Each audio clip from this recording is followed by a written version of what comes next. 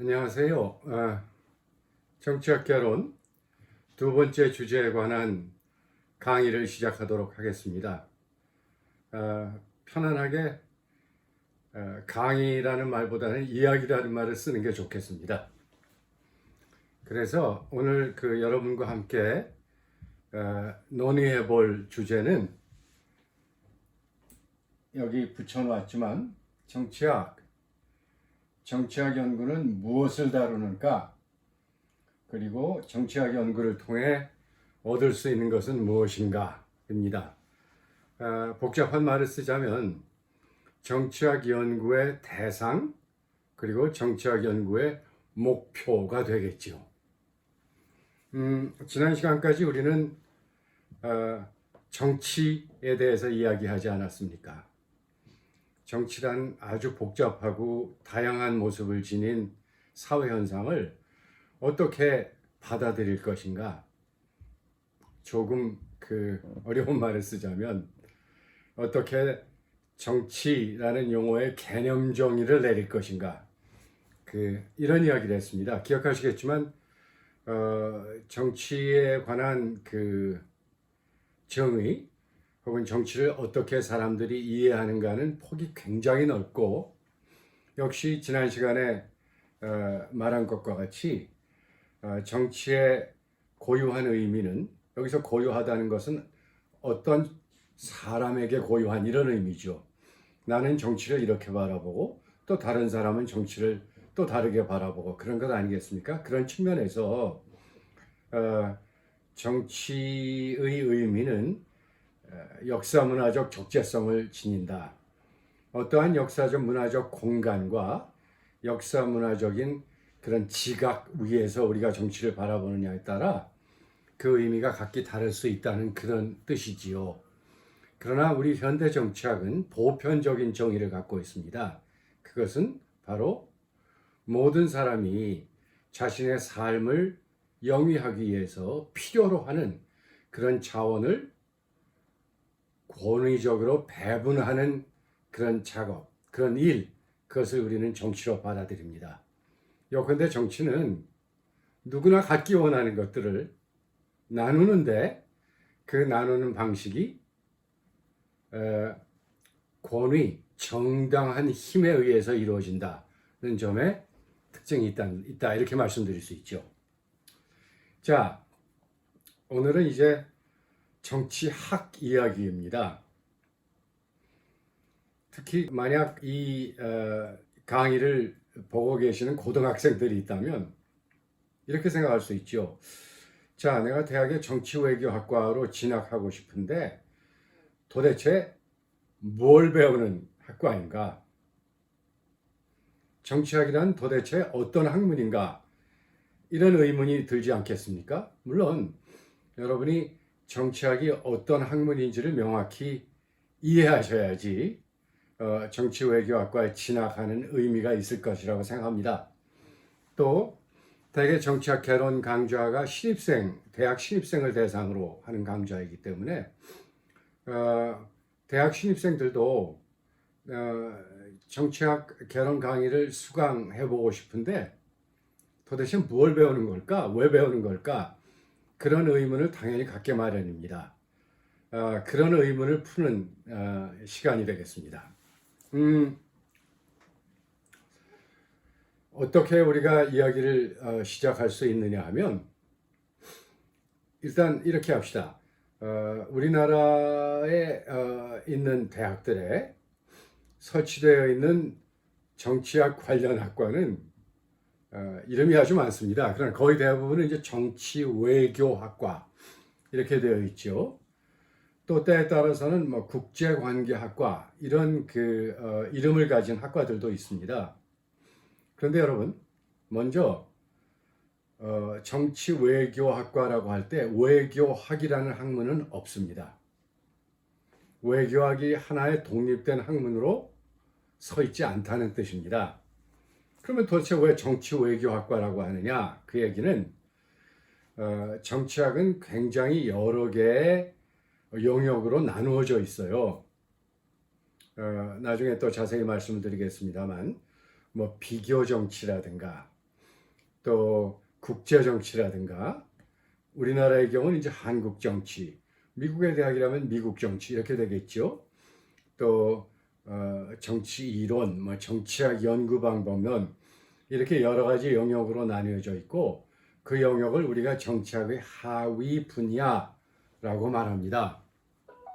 외교학이라는 것은 정치학의 가장 중요한 하위 영역 중에 하나인 국제정치학을 말하는 겁니다. 그래서 국제정치, 국제관계를 특히 강조해서 공부를 한다, 연구를 한다 이런 측면에서 뭐 정치 외교학과라는 말을 사용하기도 합니다. 물론 그렇다고 해서 정치 외교학과에서 국제정치 외에 다른 분야를 소홀히 하는 것은 절대로 아닙니다. 그러나 특히 한국의 입장에서는 우리나라 입장에서는 국제관계가 굉장히 중요하기 때문에 그에 관련된 정치학 연구, 즉 국제정치 연구를 강조한다는 측면에서 정치 외교학과라는 이 말을 사용합니다. 그러니까 이 정치 외교학과에 입학한 신입생들이 왜 외교학이라는 과목은 없어요? 이런 의문을 가질 수 있을 텐데 그건 대부분 국제정치 혹은 국제정치학 개론 아마 이렇게 돼 있을 겁니다. 그러면 이제 도대체 정치학은 무엇을 연구하고 무엇을 다루고 무엇을 하느냐 이런 얘기를 해야 되는데 쉬운 일은 아닙니다. 이런 예를 들어보겠습니다. 우리나라도 그렇고 또 특히 미국도 그런데 정치학을 political science라는 말로 표현합니다.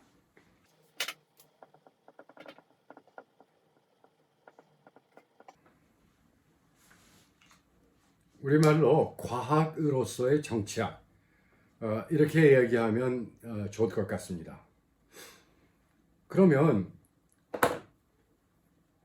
정치학을 political science라고 부를 때 우리는 정치 현상에 대한 과학적 연구만을 하느냐 이런 이제 의문이 들 수 있지 않겠어요? 그런데 영국의 경우는 political science라는 말을 쓰지 않습니다. 그러니까 영국에 있는 주요 대학들의 정치학과는 전부 Department of Politics 이렇게 얘기를 합니다. 그 얘기는 정치학에는 과학으로서의 정치학 외에 또 무엇인가 아주 커다란 연구 영역이 있구나 라는 것을 짐작하게 해주는데 뭘까요? 대개 우리가 정치외교학 혹은 정치학과에서 다루는 여러 가지 영역들을 크게 두 개로 나눌 수 있는데 하나는 political science입니다. 다시 말해서 정치 현상에 대한 과학적 연구의 영역이 있습니다. 그러면 또 대체 과학적 연구는 무엇이냐? 뭐 이런 의문이 들 수가 있겠지요. 그것도 잠시 미뤄두고 그러면 political science 외에 또 어떤 분야가 있을까? 우리는 그 분야를 여러 가지 말로 표현하는데 어떤 사람은 political philosophy, 정치 철학이라고 부르기도 하고 또 다른 사람들은 political thought, 정치 사상이라고 부르기도 합니다. 그러니까 말을 정리하자면 정치학의 영역은 크게 두 가지인데 하나는 과학적 연구로서의 정치학이 있고 또 하나는 철학적 혹은 사상적 연구로서의 정치학이 있다. 이 두 개가 어우러져서 정치학을 구성하고 있다. 이렇게 볼 수 있죠. 우리나라에서 정치학을 political science라는 말로 표현하는 것은 미국의 영향력이 굉장히 크기 때문입니다. 사실 이 정치학은 구미에서 발전된 학문이고 우리는 그것을 받아들여서 우리 나름대로 수용하고 있기 때문에 미국이나 뭐 유럽, 뭐 영국, 프랑스, 독일 이런 나라들에서 이루어져 온 정치학의 영향을 많이 받은 것이 사실이지요. 그런데 이제는 우리도 우리 나름대로의 정치학을 이제 만들 필요가 있다. 혹은 정립할 필요가 있다. 뭐 이렇게 볼 수 있겠지요. 저 자신도 박사학위를 미국에서 받았기 때문에 미국 정치학의 영향력을 느끼고 있어요. 많이 받았다고 볼 수 있어요. 그러나 또 한편 자기소개에서 잠깐 말씀드렸지만 제가 유럽에서 특히 영국에서 꽤 긴 시간 동안 강의를 한 경험이 있습니다. 그래서 정치학을 political science에 가두는 것, 즉 미국적 정치학 연구에 한정시키는 것은 그다지 바람직하지 않다 이런 생각을 하는 거죠. 여러 나라의 정치학 연구의 시각 혹은 맥락 이런 것을 고루 좀 수용해서 우리 나름대로의 한국적 정치학, 한국적 정치학이라는 말이 좀 어색합니다만 뭐 풀어 말해서 우리의 정치 지형 속에서 만들어진 우리 나름대로의 정치학 이게 필요하지 않나 이렇게 생각을 합니다. 그러면 방금 말씀드렸다시피 현대 정치학 연구는 과학으로서의 정치학 연구 혹은 하나의 철학 체계로서의 정치학 연구 두 개로 구성되어 있다고 한다면 우선 과학으로서의 정치학 연구는 도대체 어떤 연구냐 이런 질문을 할 수가 있겠지요. 과학으로서의 정치학 연구가 대상으로 삼는 것을 보면 됩니다. 과학으로서의 정치학 연구, 즉 political science는 우리가 볼 수 있는 조금 복잡한 말을 쓰자면 경험적으로 관측할 수 있는 정치 현상을 대상으로 하고 있어요. 경험적으로 관측하다는 것이 무엇일까? 이런 질문이 있을 수 있지 않겠어요? 이런 예를 들지요. 만약 3살쯤 되는 그 아가에게 그러니까 이제 말을 막 배우고 자기 주변의 세상을 이렇게 둘러볼 수 있는 정도의 수준에 이르는 그런 아가들, 귀여운 아가들에게 이걸 보여주고 아가 이게 뭐냐라고 물으면 무엇이라고 대답하겠습니까? 우리는 이게 이 보드에 글씨를 쓰는데 사용하는 마커라는 걸 알고 있어요. 어떻게 할까요? 어떻게 이 물건을 마커라고 부를 수 있을까요? 혹은 조금 어려운 말을 쓰자면 이 물건을 마커로서 인식할 수 있을까요? 이렇습니다. 우리가 무엇인가를 바라볼 때 얻을 수 있는 정보가 있어요. 우선 시각 정보가 있지 않겠어요? 위에는 검은색이고 또 밑에는 회색이고 뭐 여러 가지 글씨가 쓰여 있고 이런 1차 감각 정보를 얻습니다. 자, 이것도 마찬가지입니다. 여러분이나 제가 손에 들고 있는 물건을 보면 1차 감각 정보를 얻지요. 우리는 그 감각 정보를 sensory experience 이렇게 부릅니다. 감각 경험을 통해서 얻을 수 있는 정보. 원통형이죠. 그리고 끝이 약간 완전히 뾰족하지는 않지만 약간 뾰족하게 생기지 않았습니까? 그 다음에 제가 이걸 빼서 여기다가 무엇인가 여기 political science라고 쓰지 않았습니까? 그것도 볼 수 있어요. 그래서 우리는 감각 정보를 통해서 감각 경험, 미안합니다. 1차 감각 경험을 통해서 감각 정보를 얻습니다. 그런데 우리는 그것에 끝나는 것이 아니라 그 감각 정보를 처리하지요. 감각 정보에 의미를 부여한다 이런 뜻입니다. 아가들은 그것이 안 되기 때문에 이것이 이게 뭐야 하고 묻는다면 몰라라고 대답하거나 혹은 자기가 아는 물건의 이름을 대답할 거예요.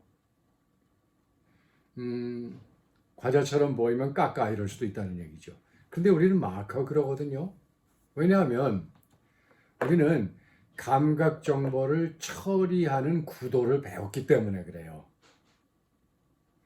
자, 또 하나 예를 들죠.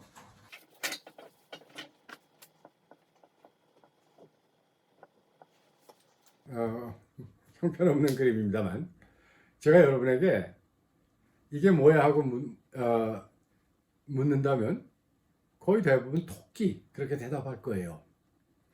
여러분은 여기에 긴 두 개의 도형이 있고 또 색깔을 입힌다면